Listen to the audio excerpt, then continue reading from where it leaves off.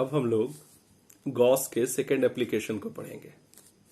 Second application क्या है? Electric field due to a charge surface at a distance r. एक charge surface है। Surface आप कह सकते हो कि एक प्लेन सीट ऑफ चार्ज है, जैसा कि इस फिगर में दिखाया गया है कि एक प्लेन सीट ऑफ चार्ज है। ये एक सरफेस चार्ज है जिसका चार्ज डेंसिटी हमने कितना लिया है? सिग्मा। और ये सिग्मा आप जानते हो चार्ज बाय एरिया। तो ये हो गया चार्ज डेंसिटी। तो कौन सा चार्ज डेंसिटी हुआ? तो सरफेस चार्ज डेंसिटी हुआ। तो we have a plane sheet of charge, we have a charge plane sheet of surface charge density be sigma. We have to find the electric field due to this charge seat at a point P at a distance r from the charge. इस charge से r distance पे एक P point है जहां पे हमें electric field intensity calculate करना है, या कहो तो इलेक्ट्रिक फील्ड कैलकुलेट करना है। तो जैसा कि मैंने लास्ट वीडियो में बताया था आप लोगों को कि सबसे पहले इलेक्ट्रिक फील्ड किसी भी पॉइंट पे कंस्ट्रक्ट करना है तो उस पॉइंट से होकर एक ऐसा सरफेस ड्रॉ करते हैं हम लोग जिस सरफेस को गॉसियन सरफेस कहते हैं। और गॉस ने क्या किया था कि गॉसियन सरफेस वैसा ही ड्रॉ करने के लिए कहा था जैसा कि बॉडी का शेप है। तो बॉडी का शेप रेक्टेंगुलर, आप कह सकते हो कि बॉडी का शेप रेक्टेंगुलर है। तो इस साइड भी एक हमने रेक्टेंगल ड्रॉ किया इस पी पॉइंट पे, और इस साइड भी हमने एक रेक्टेंगल ड्रॉ किया इस पी पॉइंट पे। और चूंकि गॉस लॉ वही एप्लीकेबल होता है जब सरफेस क्लोज हो, तो सरफेस को क्लोज करने के लिए हम लोग एक क्यूबॉइडिकल स्ट्रक्चर लेते हैं। आपको ये दिख रहा होगा डॉटेड लाइन के थ्रू। एक क्यूबॉइडिकल स्ट्रक्चर हमने लिया जिससे ये सरफेस क्लोज सरफेस दिखेगा, क्लोज सरफेस दिखेगा। और ये क्लोज सरफेस इस पूरे चार्ज सीट के कुछ पोर्शन को इनक्लोज करेगा। इतना चार्ज इनक्लोज हो गया। आप कह सकते हो कि ये पूरा चार्ज तो इस गॉसियन सरफेस के भीतर नहीं आया, लेकिन इस गॉसियन सरफेस का थोड़ा सा चार्ज, इतना दूर जो भी चार्ज होगा, इस एरिया में जो भी चार्ज होगा वो इनक्लोज्ड चार्ज कहलाएगा या इंटरनल चार्ज कहलाएगा। तो गॉस थ्योरम में आप लोग जानते हो कि सबसे पहले एक क्लोज गॉसियन सरफेस ड्रॉ करना होता है और पूरे चार्ज का कुछ पोर्शन सेंटर पे नजर आए, ऐसा एक स्ट्रक्चर हमें बनाना होता है। तो हम लोग इसमें आप याद रखें कैसा स्ट्रक्चर आप बनाएंगे, तो एक क्यूबॉइडिकल स्ट्रक्चर तैयार करेंगे उसी पी पॉइंट से। और इस क्यूबॉइडिकल स्ट्रक्चर में जो ये फर्स्ट फेस है, इसका एरिया हमने माना है डेल्टा एस। ठीक इसके पीछे जो एरिया प्रोजेक्ट होगा, चूंकि यूनिफॉर्म क्यूबॉइड है तो ये भी फ्लैट एरिया डेल्टा एस ही होगा। अब चूंकि ये पॉजिटिव चार्ज प्लेन सीट है तो ये इलेक्ट्रिक फील्ड लाइंस को डाइवर्ज करेगा। Electric field lines diverge perpendicular to the surface. तो सरफेस से perpendicular electric field lines diverge हो रहा है। तो एरिया का भी डायरेक्शन आपको पता है, आउटवर्ड नॉर्मल। तो इस एरिया पे भी आउटवर्ड नॉर्मल, इस एरिया पे भी आउटवर्ड नॉर्मल। तो इलेक्ट्रिक फील्ड और एरिया वेक्टर के बीच का जो एंगल बन रहा है वो कितना बन रहा है? 0 डिग्री। और यहां भी इलेक्ट्रिक फील्ड और एरिया वेक्टर के बीच का जो एंगल बन रहा है वो 0 डिग्री बन रहा है। अब आप कहोगे कि इस क्यूबॉइड में जो हमने क्यूबॉइड बनाया है गॉसियन सरफेस, उसमें बहुत सारा एरिया होगा। तो क्यूबॉइड में 6 फेसेस होता है। तो पहला 2 फेस पे एंगल कितना बना? 0 डिग्री 0 डिग्री। अब आप देखो ऊपर एक फेस होगा, नीचे एक फेस होगा, पीछे एक फेस होगा, आगे एक फेस होगा। तो ये 4 फेस है। इन चारों फेस पे कितना एंगल बनेगा? तो आप सीधा सीधा ये देखो कि अगर हम इस ऊपर के फेस पे एक छोटा सा एरिया कंसीडर करें तो इस एरिया का डायरेक्शन ऊपर होगा और इलेक्ट्रिक फील्ड किधर होगा? इस साइड होगा। पीछे जो होगा एरिया, उसमें एरिया का डायरेक्शन अंदर की तरफ होगा, इलेक्ट्रिक फील्ड इधर होगा। यानी हर जगह एंगल कितना बनेगा? 90 डिग्री। अगर नीचे वाले सरफेस पे भी लो तो एरिया का डायरेक्शन नीचे की तरफ हो जाएगा और इलेक्ट्रिक फील्ड इस साइड होगा।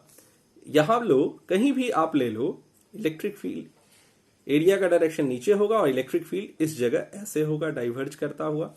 तो हर जगह 90 डिग्री बनेगा एंगल, तो आपको फ्लक्स क्या मिलेगा? 0 मिलेगा। तो फ्लक्स सिर्फ और सिर्फ कहां होगा?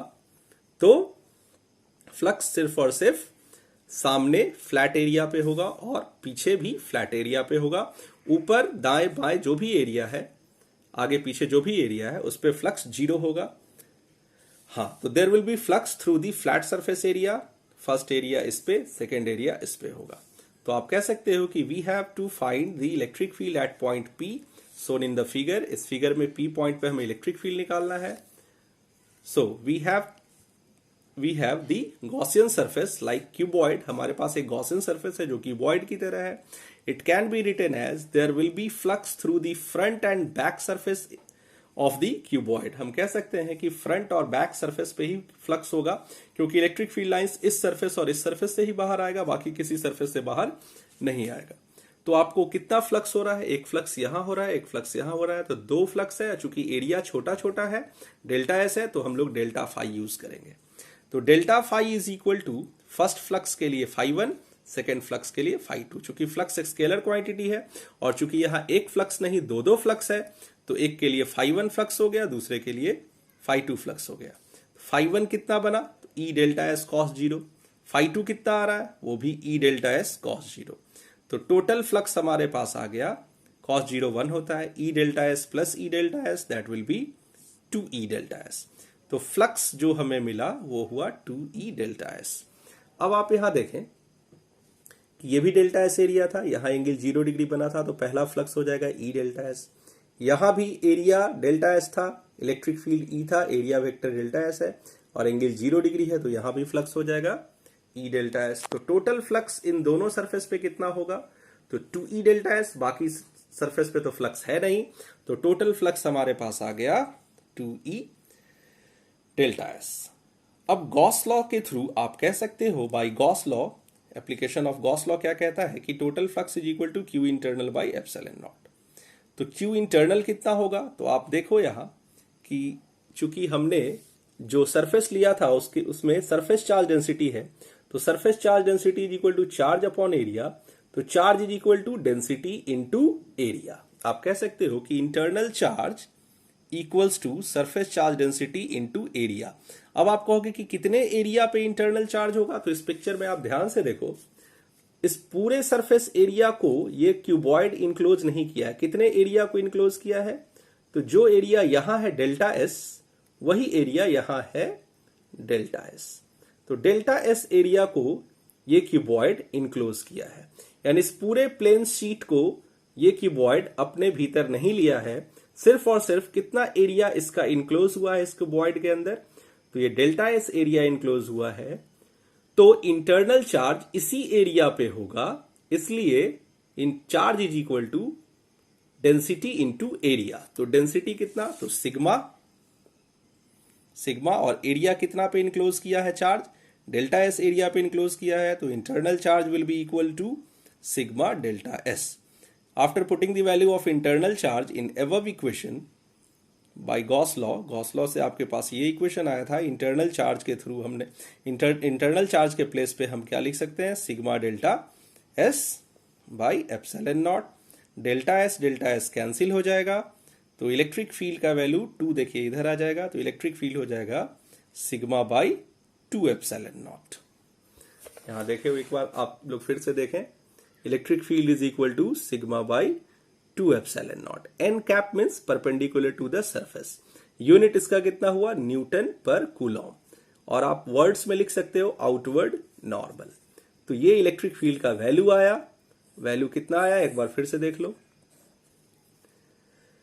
Sigma by 2 epsilon not.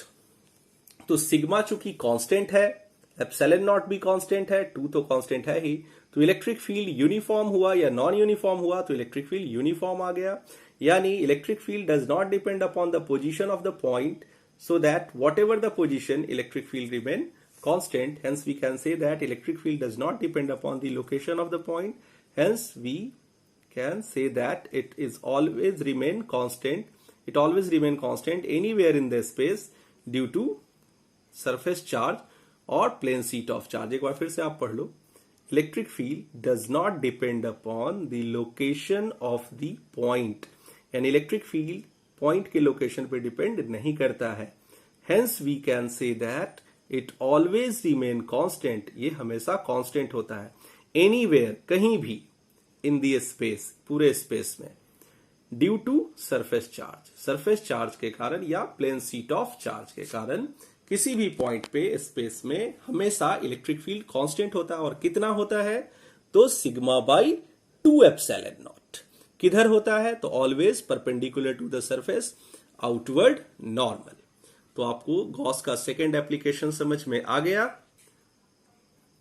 ये था सेकेंड एप्लीकेशन। सेकेंड एप्लीकेशन में हमारे पास एक सरफेस चार्ज था और इस सरफेस चार्ज के कारण किसी भी पॉइंट पे हमें इलेक्ट्रिक फील्ड निकालना था, तो हमने इसका electric field sigma by 2 epsilon naught लाया। Thank you.